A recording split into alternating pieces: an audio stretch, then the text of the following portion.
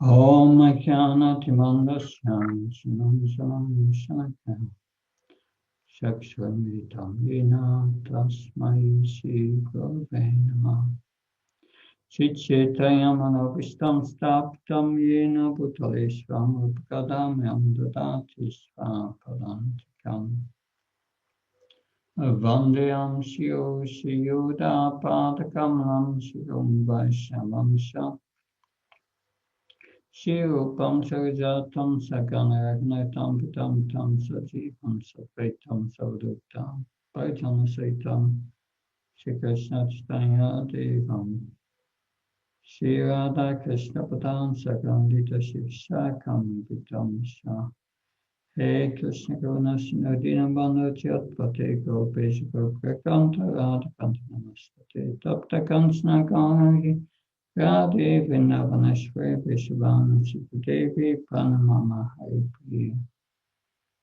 Pankha Kalpa Vishaki Pasana Vevisha Patnam Pavanabhyo Vaishnavyo Jaya Shri Krishna Chaitanya Prabhu Nityananda Shri Advaita Gadadhar Shivasadi Gaura Bhaktavinda Hare Krishna Krishna Krishna Hare Hare Hare Ram, Ram, Hare Hare. So good evening. Namo Vishnu Padaya Krishna Vistaya Bhutale Shrimati Bhaktivedanta Swami Namne Namaste Saraswati Devi Gauravani Pacharani Nirvishesha Srinivadi Paskachani Tesatani Srila Prabhupada Ki. So we are coming now at the end of the Jnana section of the second chapter of the Bhagavad Gita. We will now read text 29. It is also called the amazing verse. That's in Sanskrit. Acharyavat, amazing. Om Namo Bhagavate Vasudevaya Acharyavat Pashatika Chittinam Acharyavat Vadati Tateva Sanya Acharya-vashenam anya shinoti Shrutvapyenam vedanacheva kachit. Some look at the soul as amazing, some describing as amazing, and some hear of him as amazing, while others, even after hearing about him, cannot understand him at all. So there are different ways of perceiving the soul. And here it is said at Saryavat. This is wonderful, amazing.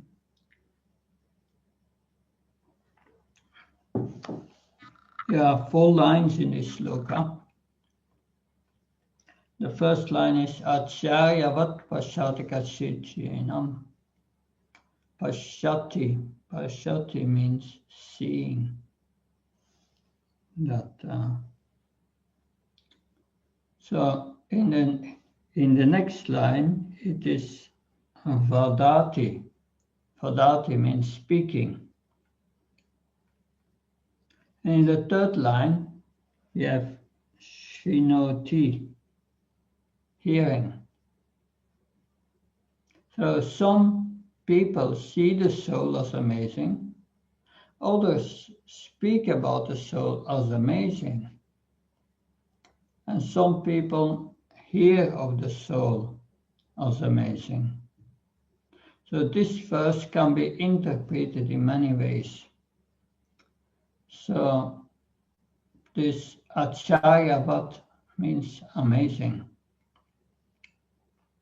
So if you take the sense and the sentence and there's a subject, a verb, and then the object. So a man sees the soul. A man is the subject, sees is the verb, the soul is the object. So the Acharyavat can be applied either to the subject, the verb, or the object. So that gives different understanding.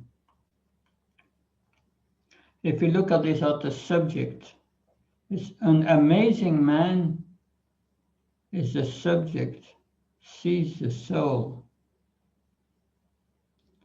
So it is amazing if a person in the world has such a vision that he actually can see you and not a body.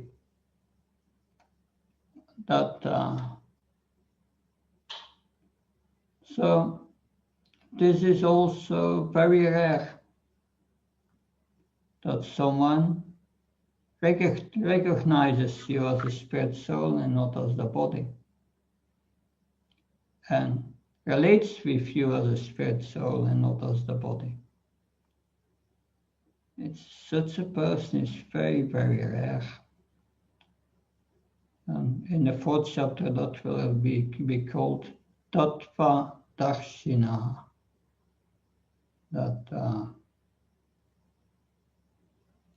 Yes, that is very rare. But if Acharyavat is applied to the subject, then we say an amazing man sees the soul.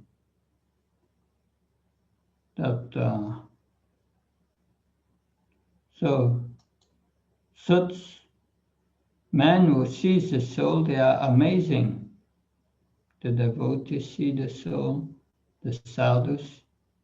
And if you apply Acharyavat to the verb, it is not the person who is wonderful, but the seeing is wonderful. A man amazingly sees the soul. It is the seeing that is amazing.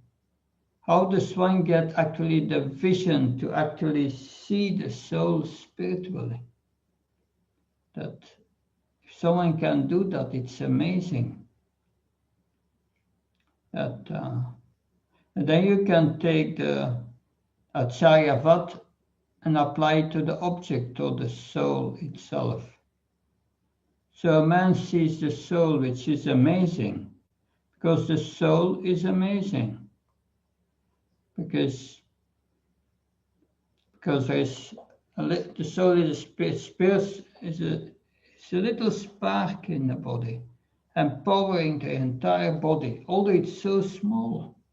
If you look at an ant running across the mat,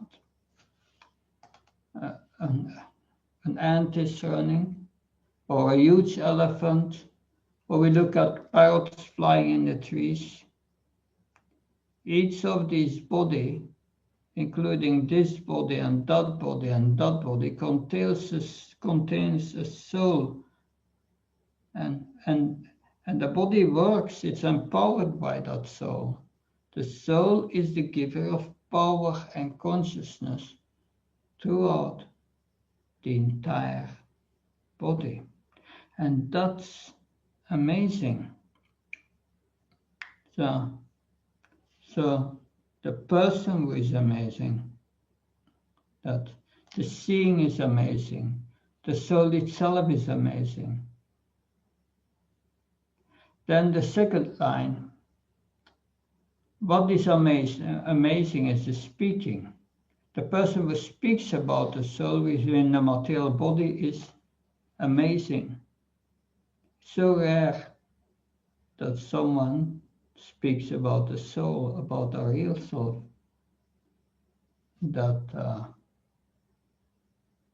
so that is also amazing. So the person who speaks, although vibrating his tongue, speaks about something spiritual, and that is amazing. In each case, for the speaking, seeing, or hearing. Those people who are hearing about the soul are amazing, because there are millions and billions beings in this world. Today, I think about 6 billion human beings. And how many have an interest in hearing about the soul? Very few. For the person who has an interest about hearing of the soul, that's amazing. And the hearing process is amazing, because with this material here, we hear about something spiritual. And that hearing is elevating our consciousness from the material world to the spiritual world. And again, to hear about the soul is already being described as inconceivable. That is also amazing. So this is the amazing verse. Everything about it is amazing.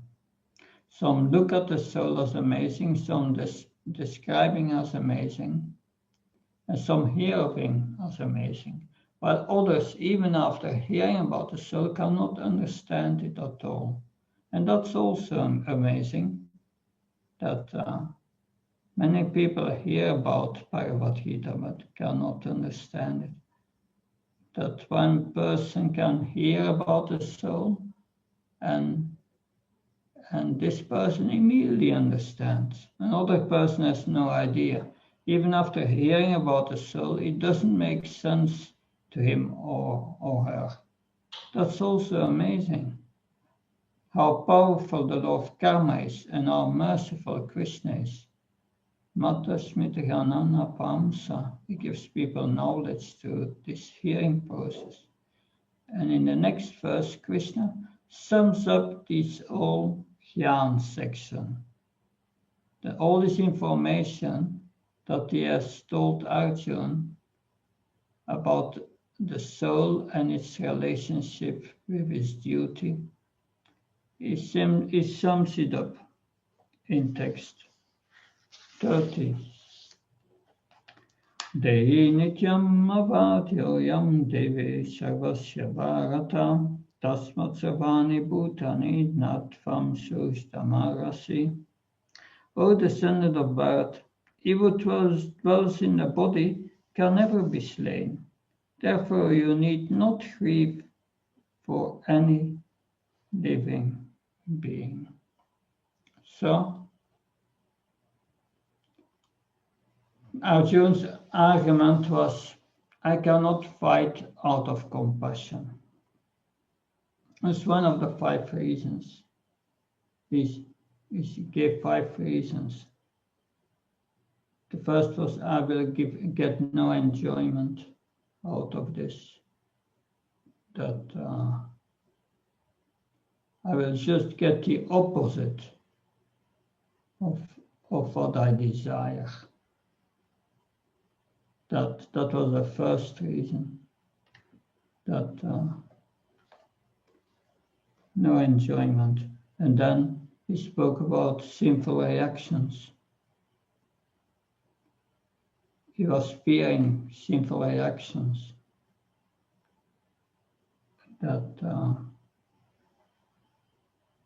And another reason was the family tradition will be destroyed.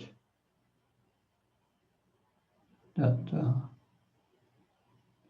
then another reason is compassion. Another reason he gave was non-violence. So Arjuna said, I cannot fight out of compassion. But if one hears this section and this last verse here, his argument is finished by the knowledge of the soul. You cannot kill the soul, so no need to grieve. So his whole argument about not wanting to fight, not wanting to kill, because he did not want to kill his beloved one, it's finished with this jnana knowledge of the soul. it is finished, these arguments of Arjuna, by Jnana. Now Krishna is going to try Arjuna to get Arjuna to fight. And of course, we just heard the conclusion that Arjuna should fight here. Now Krishna is going to explain that Arjuna should fight, but from a complete different point of view.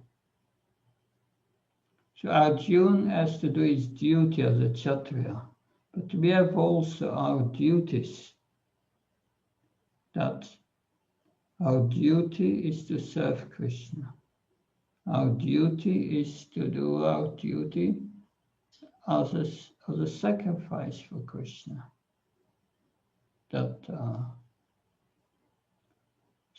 Our duty is to use our psychophysical nature in the service of Krishna.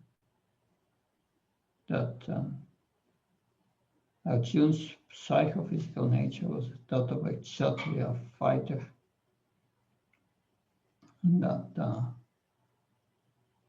But Arjuna should fight from a complete different point of view. Not this jnana point of view. The jnana level is quite elevated. But he will first explain the karma kanda level. Karma kanda, as we will hear in the 3rd chapter, is a system of attaining sense gratification by following Vedic scriptures. There is a system that fixes one in Vedic and Shastric activities, by which one can become elevated to the heavenly planets and enjoy there and do wonderful things, live for thousands and thousands of years. That's called karma kanda. People were engaged in the Vedas for the purpose of sense gratification, and some of Arjuna's arguments are based on desires for sense gratification and a lack of desire to suffer. So Krishna is going to approach these arguments with the karma kanda section. Before Arjuna has said yes, that a Kshatriya, when he's killed on the battlefield, he goes to heaven and enjoys there. And if he's not killed, he will enjoy. He will enjoy a kingdom. But Arjuna said, I will not be able to enjoy that because I want to enjoy with my relatives. I will have no enjoyment. And yes, even if I'm killed on the battlefield, I will not go to heaven. I'm going to hell because of my sinful reactions. So it's 2 times a bad result, but Krishna will turn it into a win-win situation, we will see. Text 31. Svadharmam api sapekshya na vikantamarasi dharmya jiyujasheyo nyat kshatriyasya na vichyate. Considering your specific duty as a Kshatriya, you should know that there is no better engagement for you than fighting based on religious principles, so there is no need for hesitation. Text 32. Yatrichaya shapapanam svarga tvaramapavrita sukhina kshatriya parta labande yudamit visham. O son, O Parth, happy are the Kshatriyas to whom such fighting opportunities come unsought, opening for them the doors of the heavenly planets. And so Krishna is explaining to Arjuna, here is your chance. You want to enjoy, then you fight and you attain Svarga. you will attain heaven, and not only that, you have so much affection for Vishnu, Drona, and your relatives. You can send them also to heaven on the battlefield. And then they can really enjoy. That's wonderful. So the battlefield is opening the doors for the Kshatriyas to Svarga. That, of course, a little later, Krishna will condemn this karma kanda because it's all temporary. But he mentioned that because Arjuna before had mentioned, yes, I will not go to heaven, that and if I win a kingdom, I will not be able to enjoy it. So text 33. The 33, Lord Krishna will speak about the duty of a Kshatriya. Tashitvam dharmyam sangramam nakarishyasi tatas vadharman kirtim sha itva papam avapsyasi. If, however, you do not perform your religious duty of fighting, then you will certainly incur sins for neglecting your duties and thus lose your reputation as a fighter. So Arjuna's argument was that if I fight in this battle, how can any good come from that fighting? Because when I kill these beloved ones of mine, how will I even enjoy the kingdom? That was his point in the first chapter. So I won't have it because I won't have the kingdom and the victory, the battle. The kingdom will be attained with blood. And how shall I be able to enjoy the kingdom at the cost of the man that I love so dearly? And if I win, I will not be able to enjoy myself, and there will be no one to enjoy with me. It will be miserable for me, and therefore, what's the value of my winning? So Arjuna says this is a lose situation, and if I lose, I'm going to be dead. But Krishna is going to turn this lose-lose situation in a win-win situation. He says, if you lose the battle and you so-called die, then you will go to Svarga. And that will be a great victory for you to go to Svarga. And if you win the battle, then you will have the kingdom. But if you don't fight in the battle, as you are saying, then you will become sinful. So Krishna tells him, you don't want to fight because all the reasons you give, but if you don't fight in the battle, you will become sinful.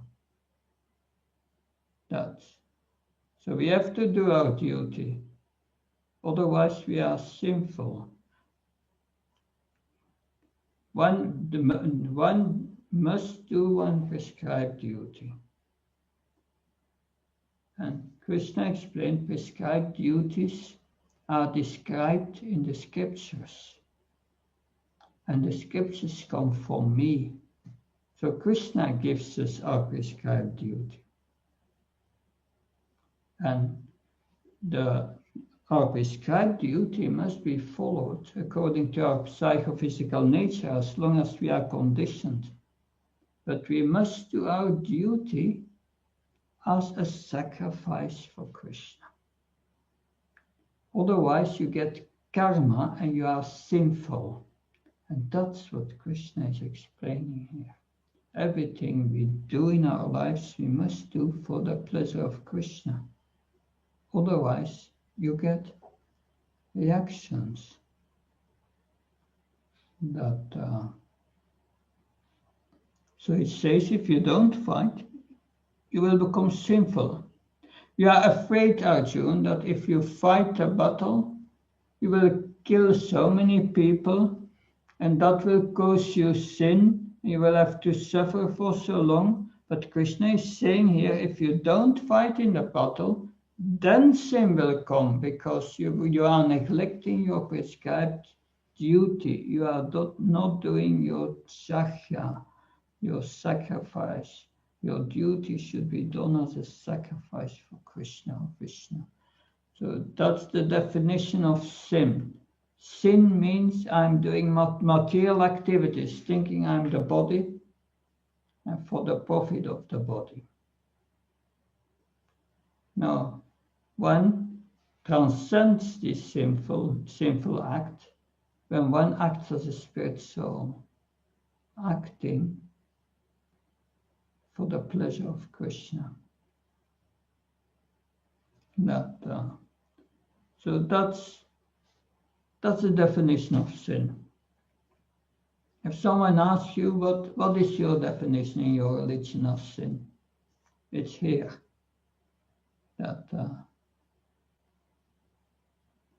So Krishna says, yes, if you don't do your duty in this world, you will not go to heaven if you don't fight. But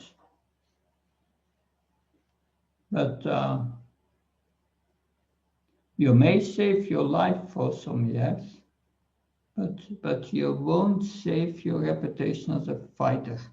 And what will happen to you? Everyone will blaspheme you and criticize you. And that is explained in text 34. Akyastim shapi bhutani katashanti site vayam sambhavitasya sakirtir marana atarichatse. People will always speak of your infamy, and for a respectful person, dishonor is worse than death. So if you don't fight, you will lose your reputation. That Krishna says, you will suffer so much. It's worse than death on the battlefield, with lances piercing your heart. This dishonor that will come to you will cause you unlimited pain. It will burn you and scorch you. It will be a horrible solution to your problem. You will be infamous.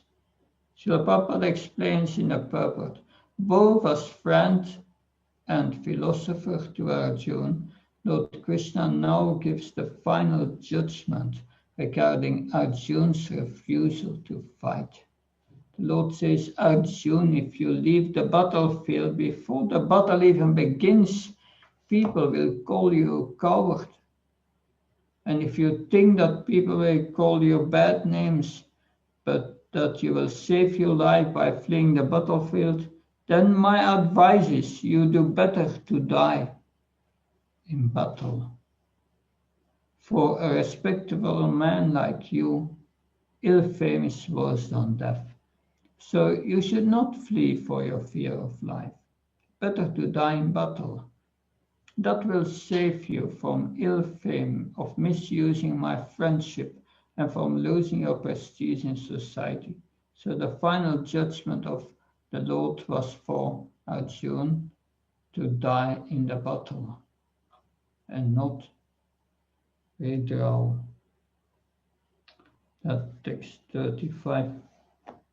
Payatrana uparatam mansyante tvam maharata ye sattvam bahumato utvayasya silagavan.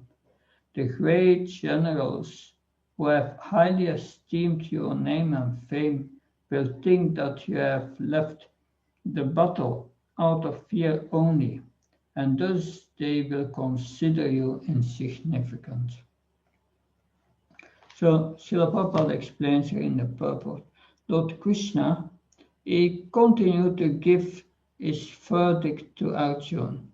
Do not think that the great generals like Duryodhana, Karna, and other contemporaries will think that you have left the battlefield out of compassion for your brothers and grandfathers.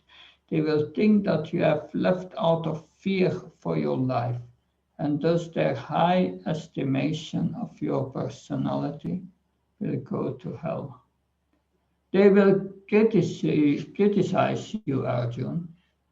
So Krishna is using all kinds of techniques to get Arjuna to fight from all different platforms. The knowledge platform, and here speaking from the material platform. Fight and go to Svarya.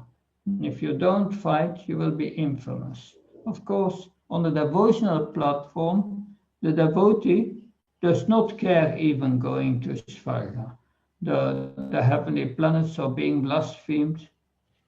That's not a concern of a devotee. Krishna is speaking, and he will continue to speak from different levels, especially in the first 6 chapters of Bhagavad Gita. In the middle of six chapters, he will focus on bhakti. But the first 6 chapters are very important. They have this really the ABC, which helps to understand the middle 6 chapters. So Krishna tells Arjuna, when you are leaving the battlefield, we are in the middle of armies now, and there are 504 million people looking at us. So they are in the middle, all the armies are looking at them. And suddenly we are going to leave and just keep driving away, and everyone is going to stare. Are you going to tell them, don't worry, I'm leaving? I'm not afraid. It's only out of compassion that I'm leaving, and I don't want to cause anyone any harm. No one should think that I'm leaving out of fear, because I'm not.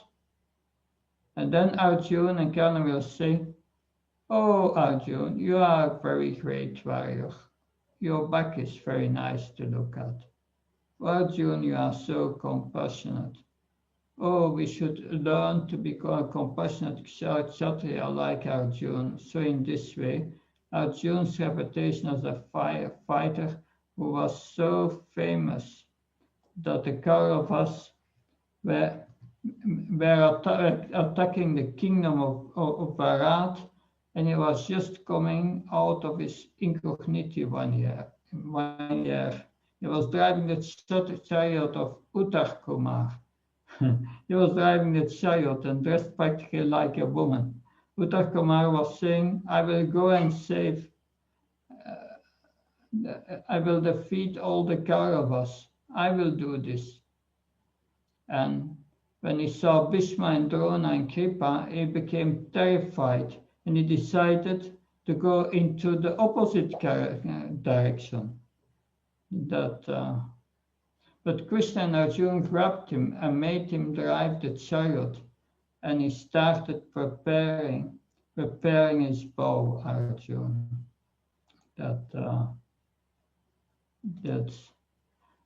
And all the warriors could understand that Arjuna was there, and he defeated them so badly and caused them retreat. Yeah. It was the son of Bharat, Uttar Kumar. He was going to fight, and Arjuna was his driver. But they changed position, and Arjuna fought.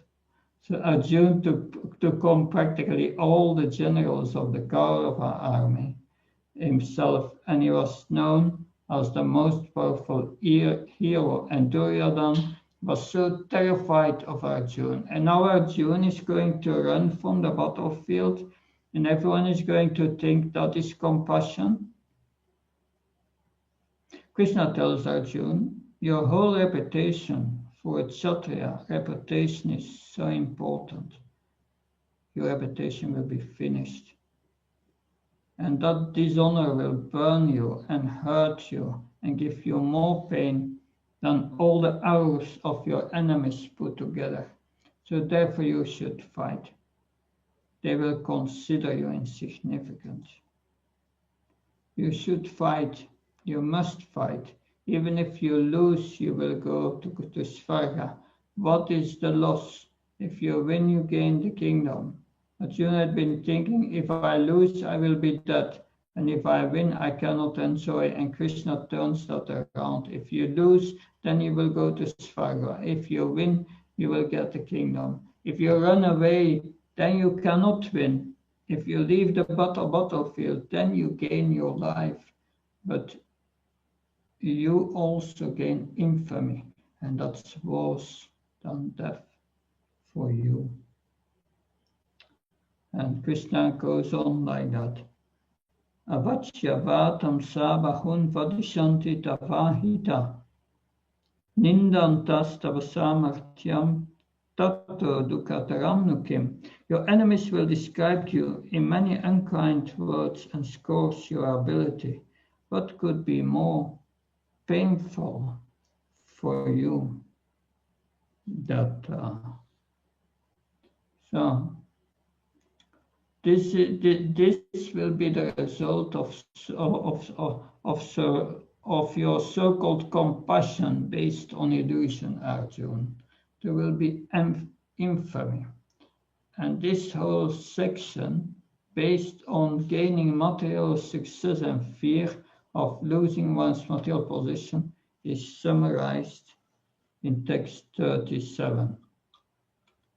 Text 37, that Hatu vapapsyasi svargam chitva sabokshasemaim. Tasmatistikantya Yudaya Kita Nisaya. The son of Kunti. Either you will be killed on the battlefield and attain heavenly plans, or you will conquer and enjoy the earthly kingdom. Therefore, get up with determination. So Arjuna said before, if I win, I will lose because of the blood of my relatives. And if I lose because I will be dead. Krishna says, no, Arjuna, you have it wrong. If you lose, you win, you go to Svarga. And because you win because you will be the king of the earth. Therefore, you should fight.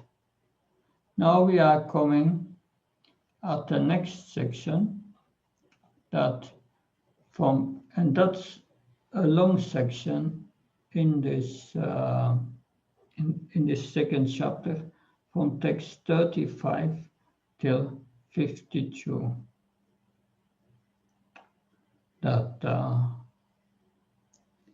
So text 38.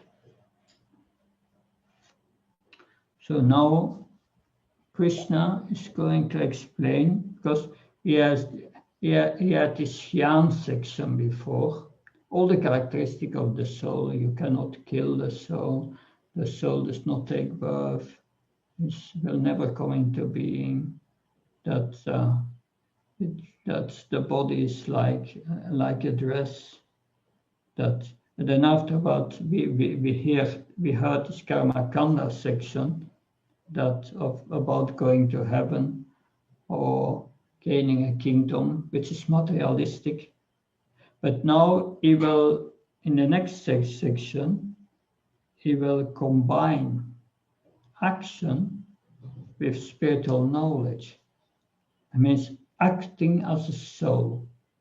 And he will start to explain different spiritual techniques that Arjuna must apply to act spiritually, and that we also must apply in our lives.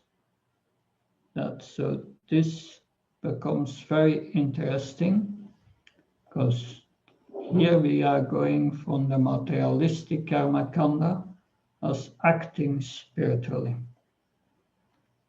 So text 38.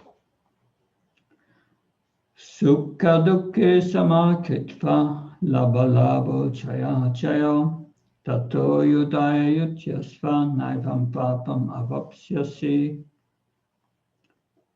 Do thou fight for the sake of fighting, without considering happiness or distress, loss or gain, victory or defeat, and by so doing you shall never incur sin.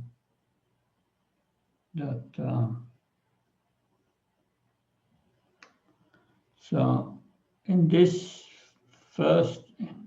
first part of this chapter, Arjuna has expressed his doubts about fighting, and then he surrendered to Krishna and immediately began, and Krishna started to instruct him. His first instruction was, you should understand that an intelligent people do not speak the way Arjuna is speaking. He's saying that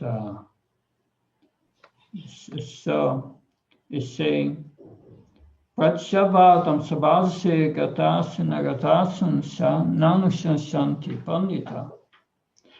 Because the root illusion that Arjuna's arguments were based on was that he was considering everything from the view of being the body, and the opposing soldiers being their bodies. And just as we are calculating, and the first calculation is 1 and 1 is 3.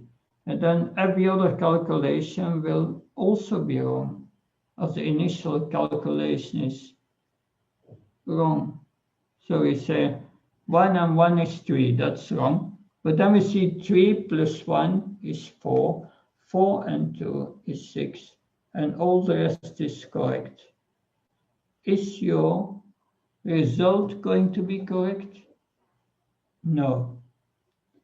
So if we start acting with the idea that we are the body, for the profit, to get profit, for enjoyment of the body and the mind, then that's material, and that's wrong. And that was Arjuna's position before. So Arjuna was thinking himself as the center of his decision making. He thought himself as his body. Krishna then started to instruct him on the basis of jnana, which is realized basically as an inactive path. And this jnana let us know that the body is eternal. So he has explained jnana.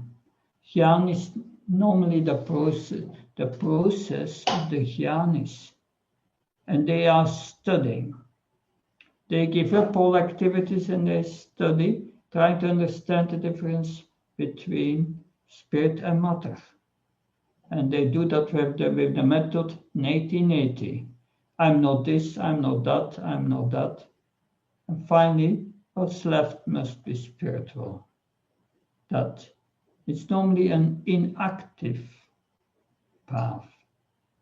But Krishna will explain that real renunciation is an active path, not inactive.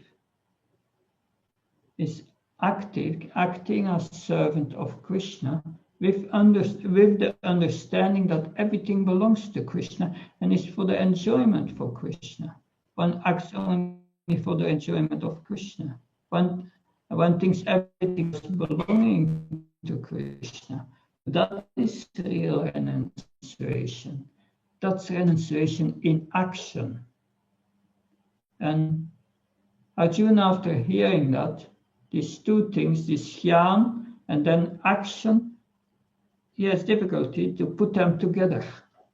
He sees them still as separate, and therefore in the beginning of the 3rd chapter and the beginning of the 5th chapter, he will ask me, you tell me to renounce and to fight at the same time.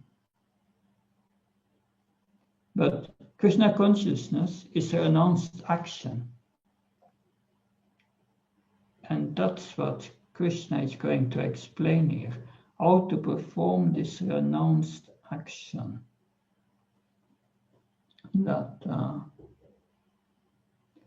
So, of course, Jnana let us know that the soul, Jnana does not let us know that the body is eternal. No, that's not right. No, it's a soul that is eternal, and it cannot die. The body is temporary and cannot be saved. Everything that is eternal will also be eternal forever. So therefore, why you are grieving based on this jnana, that we are not our bodies, but our souls? Why are you grieving for something that is eternal? How can something eternal be hurt in any way? So you are in illusion, Arjun. Your body is trembling, your bow is slipping from your hands, you are sitting down on a chariot because you don't want to kill something that is eternal. But Arjun, you should understand that something that is eternal cannot be killed. The people that you are seeing on the battlefield, they are eternal. They are not their bodies. That is called jnana. You are from the other side, Arjun. You should understand that the body that you are so attached to, no matter how attached you are to that body, no matter how much you avoid fighting on this battlefield, you will not be able to save the bodies of your loved ones. So the body is doomed. From the point of view of the soul, you should fight. From the point of view of the body, you should also fight. You should do your duty. So that is jnana. That we have heard jnana from text 11 till 29. So after explaining this jnana, Krishna has explained the Vedic system of prescribed duties of Karma Kanda that ends in verse 37. In the Karma Kanda or Karma section, Krishna explained, yes, Arjuna, you should fight, not because you are the soul, because you are going to get something great if you fight. You cannot lose, he tells Arjuna. You do your prescribed duties in accordance to Shastra, you cannot lose. Because if you win, you go to heaven, or you will rule. And if you lose, and your body is killed, then you go to heaven. Either way, you cannot lose. And if you don't fight, you will neither go to heaven in your next life, nor you get the kingdom in this life. So you will save yourself from dying on the battlefield, but what happened to you is worse than being pierced by thousands of arrows of your enemy. You will become infamous, a coward, and from one who is dishonored, dishonor is worse than death. Therefore, fighting will bring you all gain. You cannot lose by fighting. By running from the battlefield, you cannot win. So this is the karma explanation by which one does what one is doing to get some result. Now, the section that we just started now, Krishna, is to explain the combination of jnana and karma, acting spiritually. Jnana is usually inactive. And why is jnana inactive? Because he does not want to do anything. He sits and he meditates because he knows that he is the soul and entrapped within the body. If he does any activity in this world, it's going to bring a reaction and he's going to get further entangled in karma. And he wants to end his life of activity in the material world. He wants to get out. Therefore, he does not do any activity. Jnana yoga or Sankhya yoga. Karma yoga Karma is activity that is an activity that brings good results. If you mix karma and jnana together, when you mix knowledge that we are the soul with activity, then it becomes nishkam karma. Nishkam karma. Although this term is not used in Bhagavad Gita by Prabhupada in his translation, it is once used in the commentary by both. It is Baladev Vidyabhushan and Vishwanath Chakrabarti Thakur to explain the detached state where one works but doesn't work to get anything material, but one works on a different level. If one wants to perform nishkam karma, one can do it on the jnana level, just to merge into Brahman. You can do this as just being completely detached of the world.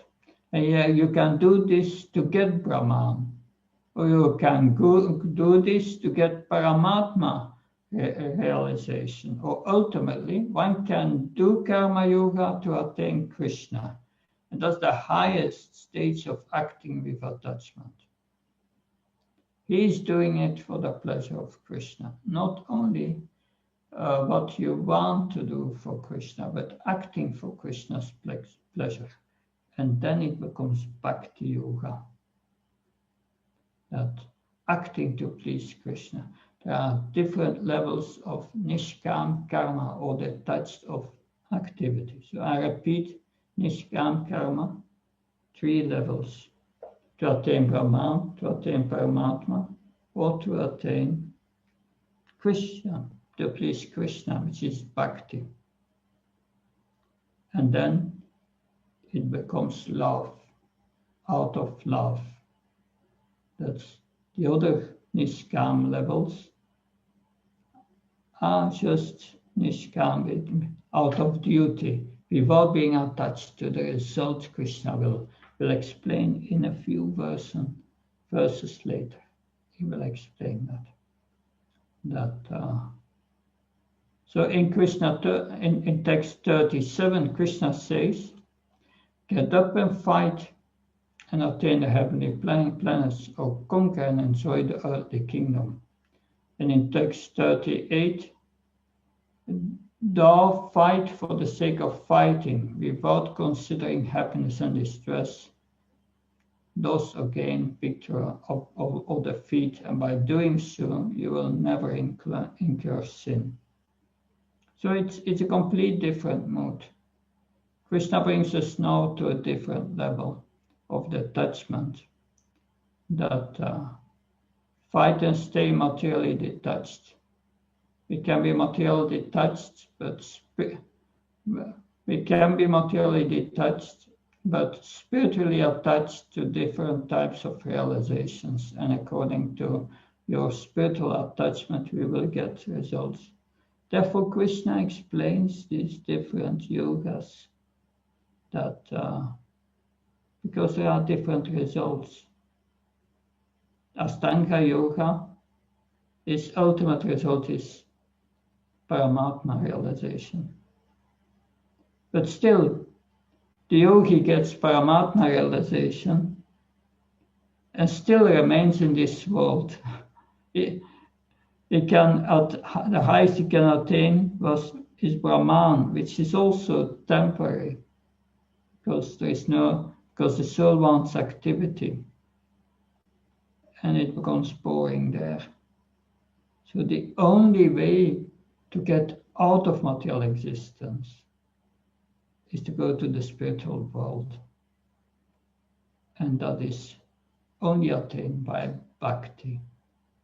That this morning I gave the Bhakti Shastri course here in Bulgaria, and someone asked me, why do we need to become pure devotees? Well, if you don't become a pure devotee, you stay in the material world, that's all.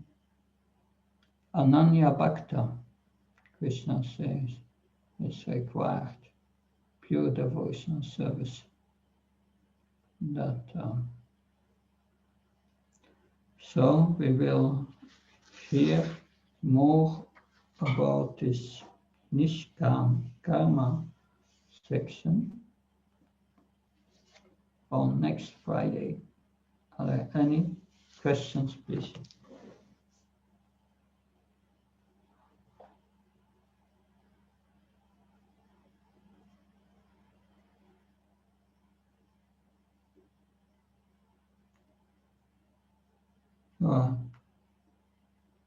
I've been trying to give you a deeper insight on these different sections and what they mean.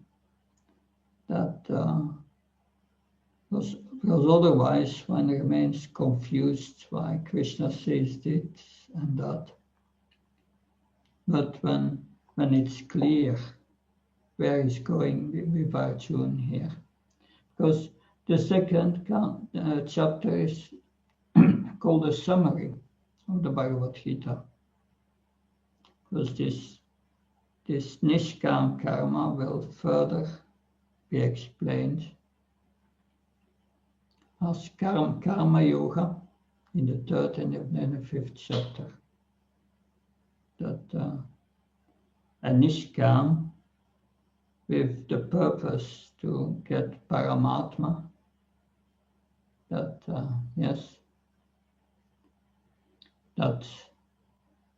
it's Nishkam, not Nishkam karma, but it's the yoga system to attain Paramatma. One can say, yes, why does Krishna explains all these things? If we need Bhakti Yoga to go back to God, why doesn't he explain one thing? The reason for that is that not everyone accepts Krishna, the Supreme Personality of Godhead. And that's a problem. And Krishna wants everyone to advance. That the Jnanis, they accept Brahman as the highest. That they have no knowledge of Krishna. And therefore they can only attain Brahman realization and not go further. But Krishna says, Paunam Jnanavam Vasudeva Savamiti Jnanavam Pavachate Vasudeva Savamiti Samatma Sudurlabha. After many births, such a jnani comes to if he comes to understand that Vasudeva Sarvamiti, that Krishna, the all-pervading, is the source of Brahman and Paramatma, then he becomes a devotee. But still, he wants them also to progress and give them a chance. That also the yogi practice is quite selfish. They are concerned with their own liberation only. But it's a very difficult process, which we will hear in the 6th chapter. And Arjuna says, I cannot do it. But even if one attains this highest perfection, one realizes only the super soul, and the super soul is an expansion of Krishna that controls the material nature. Mayadakshana Prakriti controls material nature. But it's an expansion of Krishna. Then they must come to the understanding that the source of Paramatma is Krishna, because Paramatma is his expansion. And then they become devotees. So it are like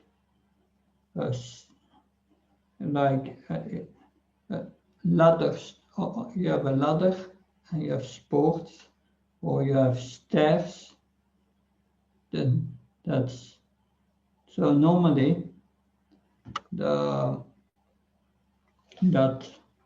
Krishna experiences different levels.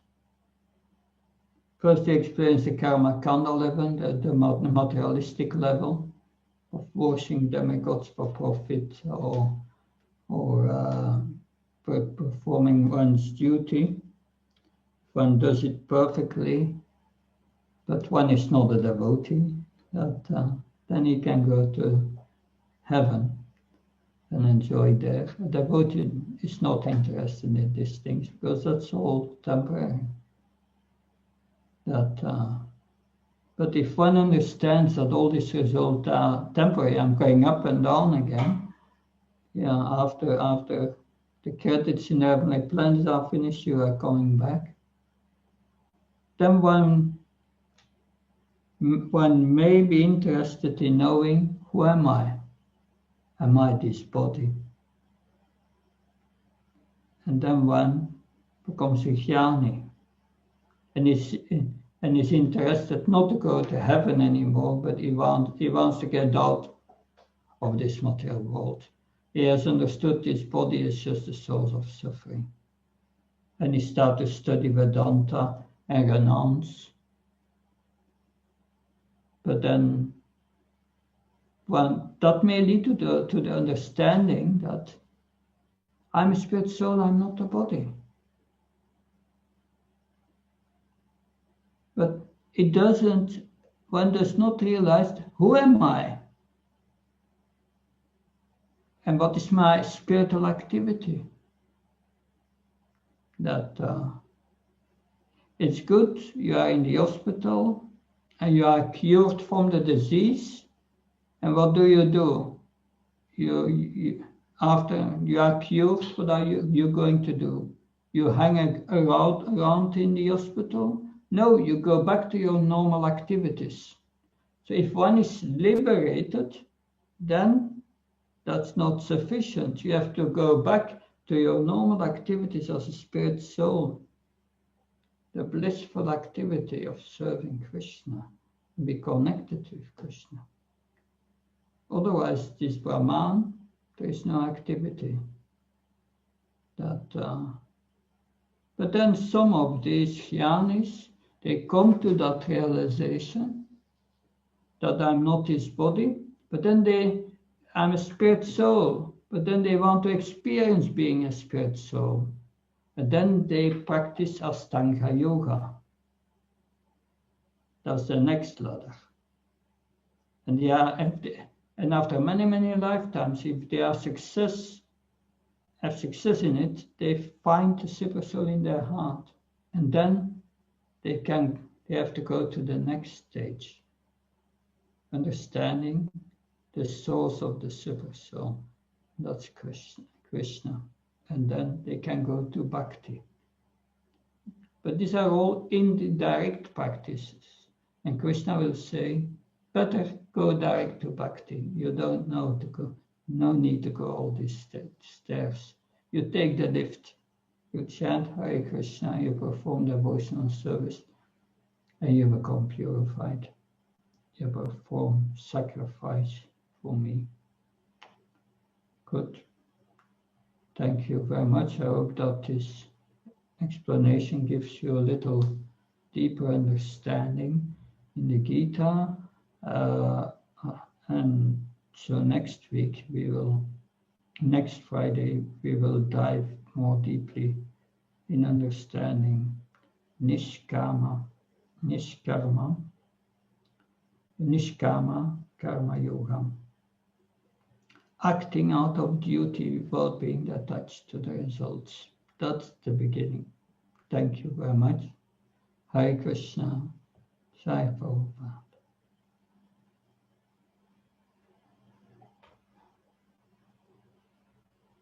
Thank you, Hare Krishna Maharaj. Hare Krishna Maharaj. Hare Thank you, Maharaj. Hare Baba.